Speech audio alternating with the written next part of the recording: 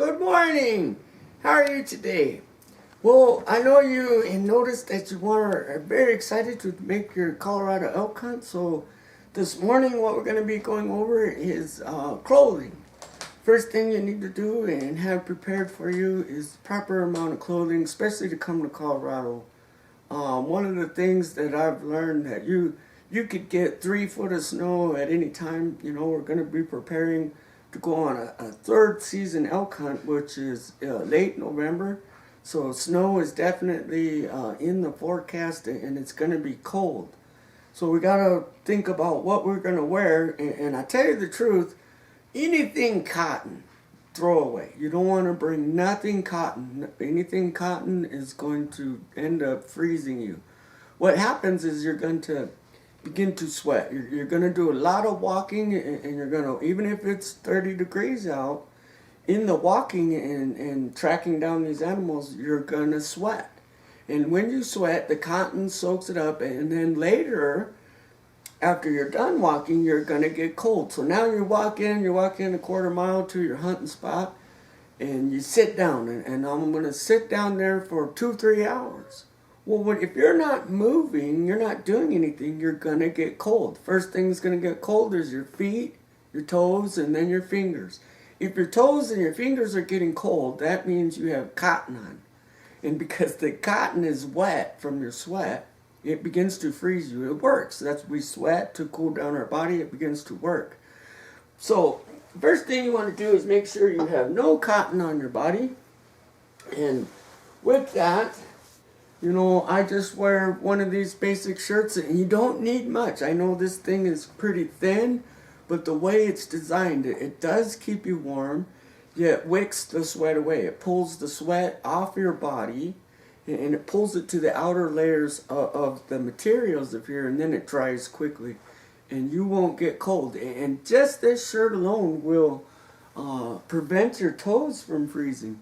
Now, many people believe that you go out and buy wool socks, right? And I'll tell you the truth, wool socks will not work unless you have a sock underneath the wool sock similar to the same material. So men, go out and buy yourself a nice pair of polyon or polyurethane socks, dress socks. Not pantyhose, but much thicker, and a nice dress sock. Put that on, then your wool sock, and you'll be fine.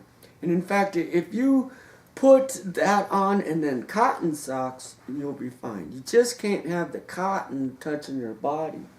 And then with that, for Colorado, we got this. It depends on where you're going, but if you're in the woods, this here is #1 perfect camo. I've had deer, elk, all those things just walk right up to you, and they can't even tell what you are. They're not sure. They can see that there's something there, but they don't know what it is. And out of that curiosity, they'll just walk right up to you. I've been in many places where people were walked right past me, feet away, and again, the people couldn't even see me. So this is perfect in the deep pine woods. But I want to remind you, a third season rifle, you got to wear orange.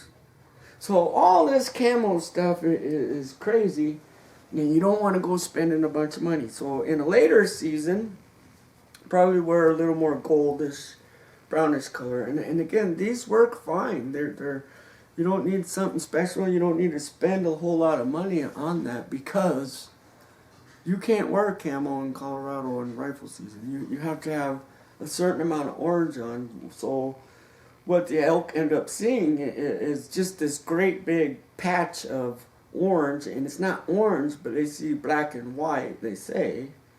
But I think elk can see color, just like us. I don't know. But there's this big giant block of orange that doesn't belong in their wilderness or their place. It's just so out of place. They take notice of it right away. So in that, you got to have a good, safe place to go. Now, because snow comes in, and at any time, I've been up in the high country, and we've had 4 foot of snow there. I mean, it was amazing, because we're driving in a pickup truck, a Ford F-250, and right at door level, right out the window of the door, is the level of the snow. And in the mountains there, they may send a plow truck, or not even a plow truck, but a loader, front end loader, and scoop a little path. But it's usually only about the width of your truck. And so in that, you got to be prepared. You know, you want to dress in layers. And so, you know, you always want to have yourself a pair of down-filled sleeping gear. So down-filled long johns. You know, yeah, we talk about, you know, the wool and all that. But these here, you don't get cold. And in fact, if you do it right and you have your, you know, polyurethane long johns on, don't wear cotton. But wear them and a pair of these, and you're perfectly insulated. You don't get over pretty much 98 degrees. You'll stay that temperature all the time. You know, your body temperature will be perfect. You won't get too hot, and you won't get cold. You'll feel like it's a 70-degree day out if you got these proper gear. And you got to get through the night. The worst part about elk hunting, third season, is waking up at 5 o'clock in the morning at 30 below zero, you know, 10 below zero. So if the warmer you are and the better you are prepared for your sleeping, and then when you wake up, it's much easier. I've always found that putting my clothes I'm going to wear the next day in my sleeping bag, so that when I wake up and get dressed, it's already warm and I'm not putting ice cold clothes on. Things like that, you know. What I always wear, and I always have suspenders, and especially when you're elk hunting, you're going to walk many miles. You're going to end up walking a lot, and I don't care who you are, you're going to get a sweaty crack, man. And having a sweaty crack sucks. And when your crack is sweating, your pants are sticky. Now they're sticking to your sweat crack, and their pants are falling down, and you're always trying to pull your pants up because your crack's all sweaty, and there you got a raw ass, and everything's just like going to making your trip bad. So one of the things that I found to help in pulling those pants up and keeping from a sweaty crack is having good suspenders, and that will carry the weight of your clothing as well on your shoulders. All wool pants, get a nice green. Anything green will work. You don't want to get too much brown, because these are insulated Carhartt pants. Wonderful. But notice, this looks exactly the same color as the body of an elk. And to have full Carhartt bib overalls or something like that, it's usually not a good idea. Because there's a lot of hunters out there that shoot movement. I saw something move in the trees and I shot the movement. And what they see move is just a flash of a color of elk. And it's that which they'll shoot at. So try not to wear too much Carhartt. You want to have good green. They can't see that green. You blend in real nice. And a little bit of camo is fine. Wool pants are awesome because, you know, they do insulate when they're wet. Wool will insulate you. So you got your good, you know, long johns, and then you got your wool pants. Say I'm out trucking around in the snow, and snow's, you know, now getting up and starts soaking into my pant leg.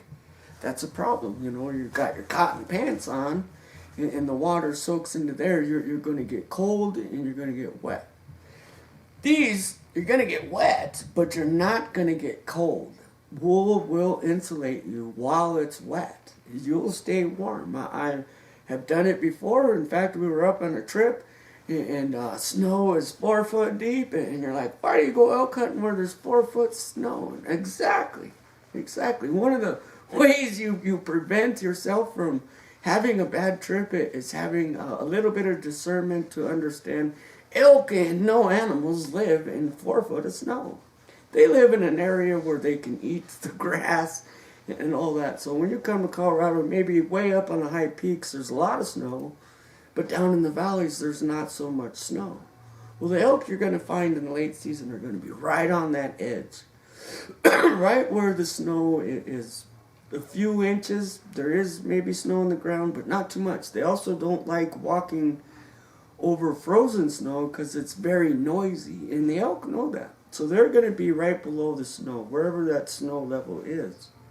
Now I remember we were there and we were hunting and we ended up getting stuck in our truck, and thank God, had a shovel and a axe and things like that, and we're able to get ourselves unstuck. But in that, I had to crawl up underneath the truck inside of mud and water, and I had a wool sweatshirt with those wool vest and my shirt, and that's all I needed. And with my wool pants, that was it. Just those 3 simple layers: a vest, a sweater, this, and my wool pants. Rolling around for hours in the mud and water trying to get the truck unstuck, and I was warm. I was soaking wet, like I jumped in a pool, swimming pool, but I was warm. And while the snow, mind you, is 4 foot thick all around us, so it's freezing cold. But I was never cold. My toes were never cold. My fingers were never cold. And so this is how we keep our fingers and our toes warm. The warmer our core body is, the warmer our outer limbs are. So it's important to, if you're going to come 3rd season elk hunting in Colorado, wool.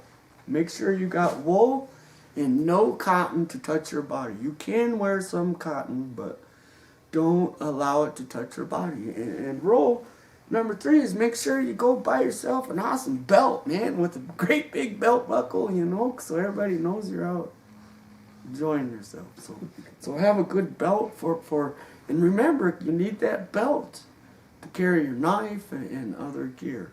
And so that's what we'll be going over the next time. And I'll show you that we need, you got to have an orange vest, and in Colorado you also have to have a orange hat. And so when you come here, make sure you buy those things before you get here, because if you buy them here on site in the mountains, they know you forgot, they know you're from out of town, and so they got a special price waiting for you.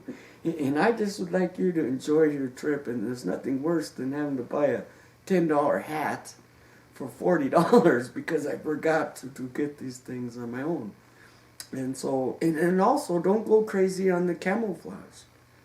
Everybody wants you to buy camo and camo don't work here, guys. Bow hunting, you can wear camouflage, and outside of bow hunting, you must have orange. And so keep that in mind when you're coming. That'll save you a little extra money for a nice beer. And don't forget to stop off at the Bud store when you come to Denver, because we smoke weed, drink beer, and kill animals all day long. And that's what's going to provide you a good time here with us in the Rocky Mountains of Colorado, right? Right? We don't come here for, fun and games. We come here for the Rocky Mountain High. And a part of that is hunting with Dave. See you next time.